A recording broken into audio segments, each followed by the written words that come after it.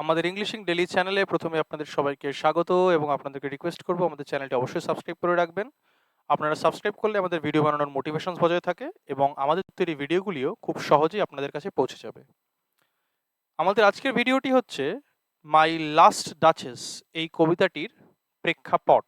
মানে এই কবিতাটি পড়ার আগে আমাদের বেশ কিছু জিনিস জেনে নেওয়া দরকার। ডাচেসকে, ডিউককে এবং আসলে কি ঘটেছিল যার উপর ভিত্তি করে রবার্ট ব্রাউনিং মাই লাস্ট ডাচেস কবিতাটি লিখেছে। দেখুন, একটা কথা অবশ্যই আমাদের মাথায় রাখা উচিত, কেউ কোনো জিনিস বুঝতে পারে না বা শিখতে পারে না সেটি সেরকম কোনো ব্যাপার নয়। ব্যাপারটি কি? ব্যাপারটি হচ্ছে সঠিক প্রশ্ন করা।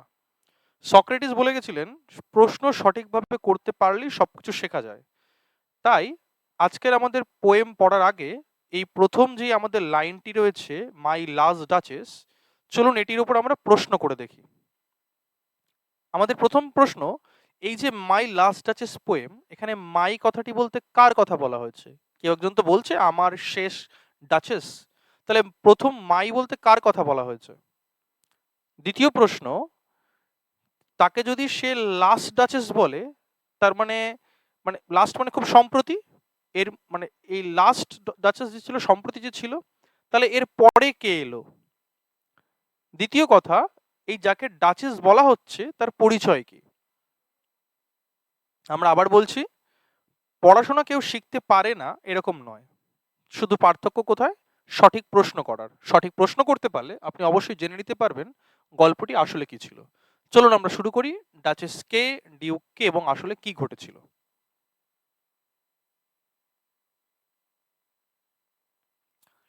এখানে রয়েছে দেখুন, প্রথমেই আমাদের প্রশ্ন, who is the speaker of the poem and who was he in the passive pages of history?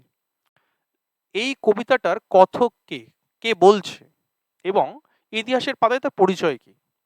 দেখুন কি বলছে, the speaker of the poem is the duke of ফেরারা, an Italian aristocrat.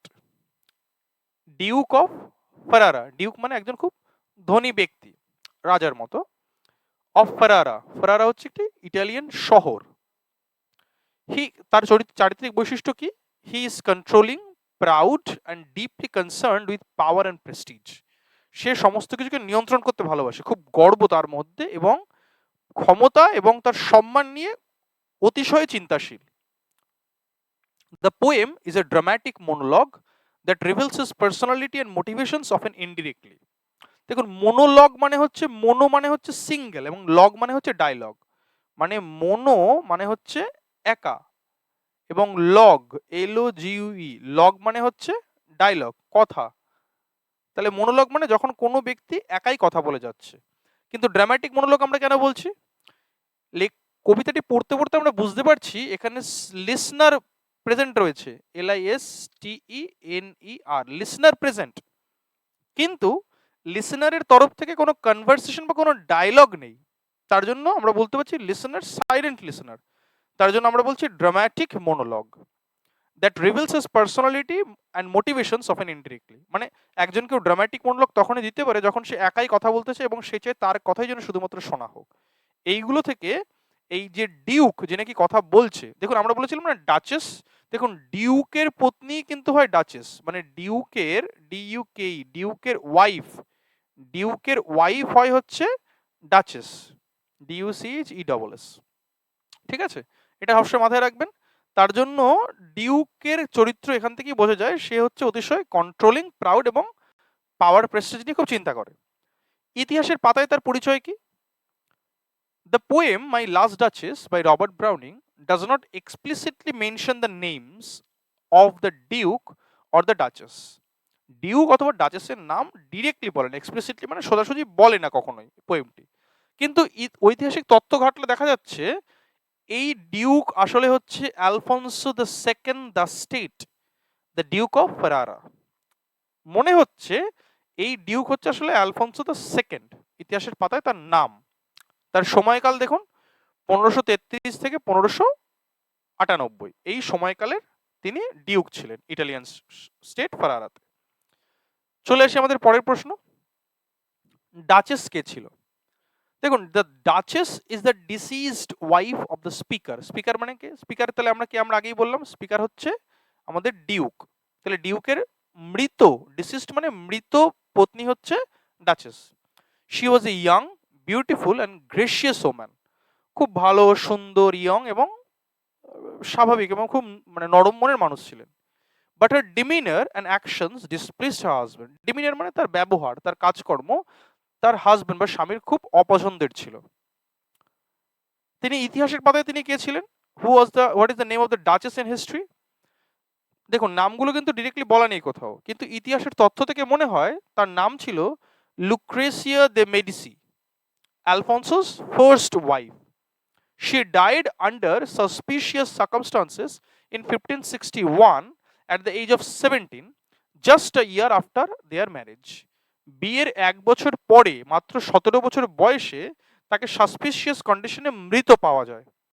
এই ছিল ঘটনা, ইতিহাসের পাতায় আসলে এটা ঘটেছিল। The historical connections adds depth to the poem but remains speculative as Browning never confirmed these identities. কবিতাটির মধ্যে দিয়ে যে প্রসেসটার বর্ণনা করা হয়েছে, যেখানে নাকি বলা হয়েছে যে আসলে ঘটনা কিভাবে হয়েছিল বা ডিউক কেন বা কিভাবে ডাচেসের মৃত্যুর কথা বলছেন, সেটি কিন্তু মানে কবিতাতে ডিরেক্টলি বলা নেই, কিন্তু ইতিহাসের তথ্য ঘাটলে মনে হয় ব্রাউনিং এটি নিয়ে আলোচনা করেছিলেন। চলুন চলে আসি আমরা আমাদের পরের প্রশ্ন। দেখুন যে কোনো পোয়েম পড়তে গেলে সেই পোয়েমটি কোথায় হচ্ছে এটি আমাদের বুঝে নেওয়া খুব দরকার। সেই অনুযায়ী আমাদের পরের প্রশ্ন, what is the setting of the poem? পোয়েমটি কোথায় হচ্ছে? The poem is set in the duke's art gallery where he is showing a portrait of the duchess to an emissary. Emissary মানে একজন দূত তার কাছে এসছে খবর নিয়ে, তার বিয়ের খবর। The setting underscores the duke's obsession with control. He controls who sees the painting just as he sought to control the duchess in life.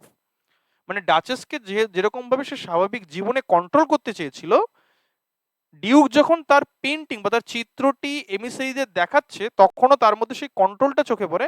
তার কারণ সে এখনো কন্ট্রোল করছে যে ডাচেসের পেন্টিং কে দেখবে আর কে দেখবে না। চলুন চলে আসি আমাদের পরের প্রশ্নে। লিসেনারটা কে? মানে আমরা যে বলছি একটা ড্রামাটিক মনোলগ হতে পারে একজন লিসেনার প্রেজেন্ট আছে, এই লিসেনারটা কে যদি প্রবাবলি প্রেজেন্ট থাকে? The listener is a representative or emissary of a count whose daughter the duke is considering for marriage. পোয়েমের মধ্যে এরকম অনেক এনাফ লাইন আছে যেখান থেকে আমরা বুঝতে পারি যে এই লিসেনারটি হচ্ছে আসলে একজন এমিসারি অফ এ কাউন্ট, কোন একজন কাউন্টের একজন দূত এসছে, যার যেই কাউন্টের মানে মেয়ের সাথে ডিউক তার নতুন করে বিয়ের কথা ভাবছেন। The Duke's monologue serves as both a warning and a display of power, subtly implying the fate of the next duchess if she fails to meet his expectations. মানে ডিউকের মনোলগ, ডিউকের কথাবার্তা কি দেখাচ্ছে? একটু সতর্ক বার্তাও দেখাচ্ছে, আবার তার সাথে তার পাওয়ার যে আছে, তার যে ক্ষমতা আছে তার একটা প্রদর্শন। মানে খুব হালকাভাবে তিনি এটি বুঝিয়ে দিচ্ছেন, সার্টেনলি ইমপ্লাইং বুঝিয়ে দিচ্ছেন যে যেই ডাচেস আসতে চলেছে তার ভাগ্য কি হবে, the fate of the next duchess, তার ভাগ্য কি হতে পারে যদি সে ব্যর্থ হয় ডিউকের আশা অনুযায়ী না চলতে। আসলে তার আইডেন্টিটি কি ছিল? ধরে নেওয়া হচ্ছে he is an emissary of a representative of a noble family, most likely the count of Tyrol. Count of টাইরলের ফ্যামিলি থেকে আসা কোনো একজন মানুষ। তার কারণটা একটাই, কেন ধরে নেওয়া হচ্ছে? কারণ হিস্ট্রিক্যালি ইতিহাস থেকে কি বলছে, Alphonso the second the state was indeed arranging a marriage with Barbara of Austria, the daughter of the Count of Tyrol, a region in modern day Austrian Italy. Austria এবং ইটালির মধ্যে একটি জায়গা হচ্ছে এই যে যেই জায়গাটা কাউন্ট অফ টাইরলের যে জায়গাটা, তার যেই মানে ডটার কন্যা বারবার অফ অস্ট্রিয়া, তার সাথে ডিউক দ্বিতীয় বিয়ে করছিলেন। তাহলে হতে পারে প্রথম পত্নী মারা যাওয়ার পরে যে নাকি সম্বন্ধ নিয়ে এসেছিলেন ডিউকের কাছে, সে আসলে বারবার অফ অস্ট্রিয়ার জন্য এসেছিলেন কাউন্ট অফ টাইরল থেকে। এই হচ্ছে আমাদের আজকের ভিডিওর বেসিক তথ্য। তাহলে দেখুন আমরা বেশ কতগুলো জিনিস খুব সুন্দরভাবে জানতে পারলাম। প্রথম হচ্ছে আমাদের ডিউক কে এবং কোথাকার, তার প্রবাবল আইডেন্টিটি। 2 নম্বর হচ্ছে ডাচেস কে, তার প্রবাবল আইডেন্টিটি। এবং 3 নম্বর হচ্ছে পোয়েমটি কোথায় রয়েছে, মানে পোয়েমের সেটিং কোন জায়গায় অবস্থিত। 4 নম্বর হচ্ছে লিসনার কে, লিসনার কে হতে পারে, কিন্তু লিসনার কিন্তু প্রেজেন্ট নেই। তাহলে এই তথ্যগুলির সাথে আমরা আমাদের আজকের ভিডিও শেষ করছি। আর আমাদের পরের ভিডিওটি এই ডাচেসের লাইন বাই লাইন অ্যানালিসিসের উপর থাকবে এই মাই লাস্ট ডাচেস পোয়েমটি। আপনারা অবশ্যই দেখবেন। আশা করি আপনাদের পোয়েমটি বুঝতে আরো সুবিধা হবে। ধন্যবাদ।